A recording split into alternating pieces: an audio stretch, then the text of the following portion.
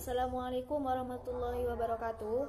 Nama saya Nurdiana, saya dari semester 4B. Nah, sekarang saya akan menjelaskan tentang cara bagaimana untuk menganalisa bilangan iot. Untuk bilangan iot sendiri yaitu merupakan jumlah gram iot yang dapat diserap oleh 100 gram minyak atau lemak. Bilangan iot juga dapat menyatakan ketidakjenuhan dari minyak ataupun lemak. Jadi apabila minyak atau lemak yang memiliki bilangan iot yang tinggi, maka derajat ketidakjenuhannya juga tinggi. Besarnya jumlah iot yang diserap dapat menunjukkan bahwa banyaknya ikatan rangkap atau ikatan tidak jenuh. Bilangan iot ini juga berguna sebagai petunjuk dari bentuk minyak ataupun lemak, di mana apabila bilangan iot pada minyak atau lemak itu tinggi, maka biasanya wujudnya cair. Sedangkan apabila bilangan iotnya rendah, maka biasanya wujudnya padat. Ada 4 metode atau cara yang dapat digunakan untuk menentukan bilangan iot pada minyak ataupun lemak. Yang pertama yaitu metode Witch, terus yang kedua metode Hanus, yang ketiga metode Kaufman, dan yang keempat yaitu metode von Hoek. Untuk metode yang pertama yaitu metode Witch, larutan Witch ini terdiri dari 16 gram iot monoklorida dalam 1000 ml asam asetat glasial. Larutan ini sangat peka terhadap cahaya, panas ataupun udara. Jadi harus disimpan di tempat yang gelap, sejuk dan juga tertutup rapat. Untuk metode yang kedua yaitu metode Hanus. Pada metode Hanus ini menggunakan reaksi ion bromida dalam larutan asetat glasial, di mana untuk membuat larutan ini 20 gram iodium bromida dilarutkan dalam 1000 ml alkohol murni bebas dari asam asetat. Nah, untuk jumlah sampel yang ditimbang itu tergantung dari perkiraan besarnya bilangan iot pada minyak ataupun lemak. Untuk metode yang ketiga yaitu metode Kaufman. Pada metode ini reaksi yang digunakan yaitu campuran dari 5,2 ml brom murni dalam 1000 ml metanol dan dijenuhkan dengan natrium bromida. Contoh yang ditimbang dilarutkan dalam 10 ml larutan kloroform, kemudian ditambahkan dengan 25 ml larutan reaksi. Nah, reaksi ini dilakukan di tempat yang gelap. Dan metode yang keempat yaitu metode von Hoek. Pada metode ini reaksi yang digunakan yaitu larutan 20 gram iot dalam 500 ml etanol dan larutan 30 gram merkuri klorida dalam 500 ml etanol.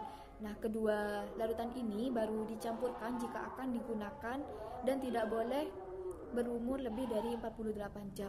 Kenapa seperti itu? Karena reaksi ini mempunyai reaktivitas yang lebih kecil dibandingkan dengan cara-cara yang lainnya, sehingga reaksinya hanya 12 jam sampai 14 jam.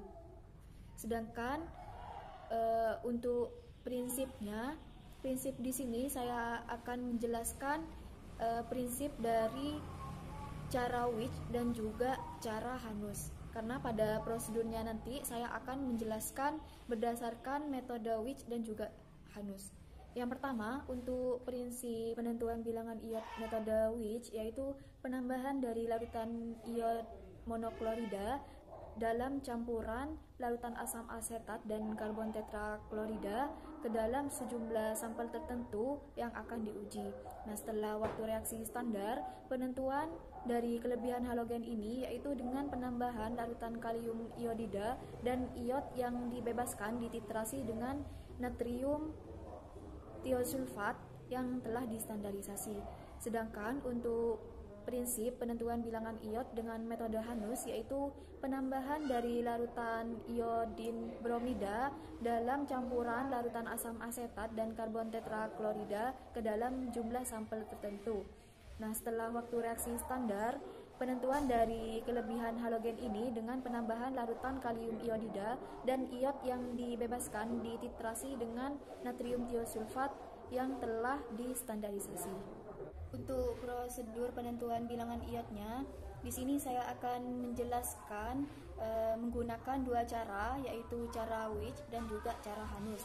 Yang pertama, untuk cara Witch, kita timbang Erlenmeyer kosong, lalu dimasukkan sebanyak 0,5 gram ekstrak sampel dan dicatat beratnya dalam satuan gram. Setelah itu kita tambahkan sebanyak 20 ml sikloheksan plus asam asetat dengan perbandingan 3:2 dan juga ditambahkan sebanyak 25 ml larutan wich. Kemudian disimpan di tempat gelap selama 30 menit. Setelah inkubasi selama 30 menit ini selesai, kita tambahkan sebanyak 20 ml larutan KI 15%. Kemudian dititrasi dengan larutan Na2S2O3 0,1 N sampai berwarna kuning pucat. Setelah itu kita tambahkan indikator amilum 1% sebanyak 3-5 tetes dan dititrasi kembali sampai warnanya menjadi putih. Titrasi kembalinya ini menggunakan larutan Na2S2O3 0,1 N.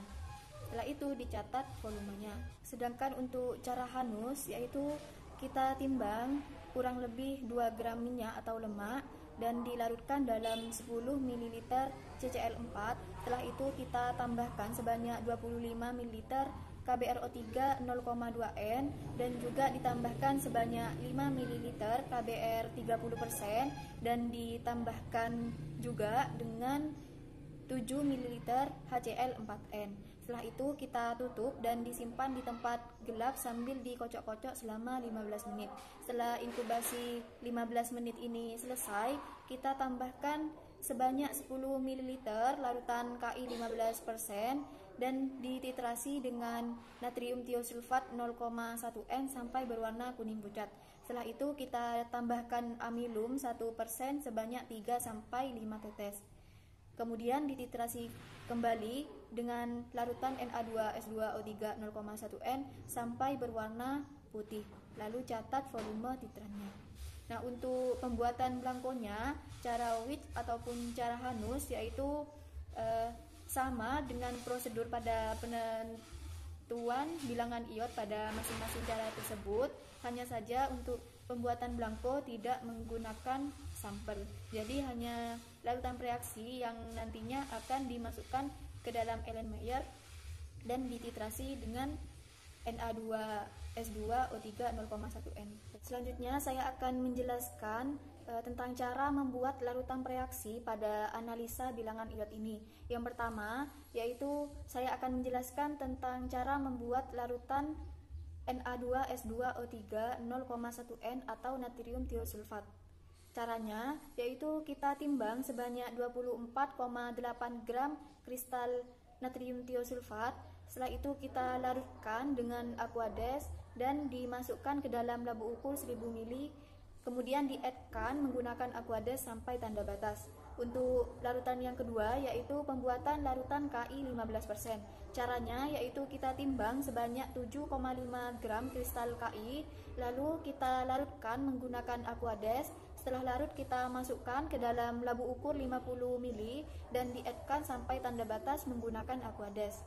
Untuk pembuatan larutan ketiga yaitu indikator amilum 1%. Caranya yaitu kita timbang beker gelas 250 ml dan dienorkan. Setelah itu ditimbang sekitar kurang lebih 1 gram bubuk amilum di dalam beker gelas dan dicatat beratnya dalam satuan gram. Setelah itu kita larutkan menggunakan aquades dan setelah larut kita tambahkan lagi menggunakan aquades sebanyak 150 ml. Kemudian diuapkan dan dihomogenkan dengan stirrer sampai volumenya menjadi 100 ml. Setelah itu dipindahkan ke dalam botol tertentu. Untuk perhitungan bilangan iot yaitu bilangan iot sama dengan volume blanko dikurangi volume sampel dikali normalitas Na2S2O3 dikali 12,692 per berat sampel yang ditimbang dalam satuan gram. Cukup sekian dari penjelasan saya, kurang lebihnya mohon maaf. Wassalamualaikum warahmatullahi wabarakatuh.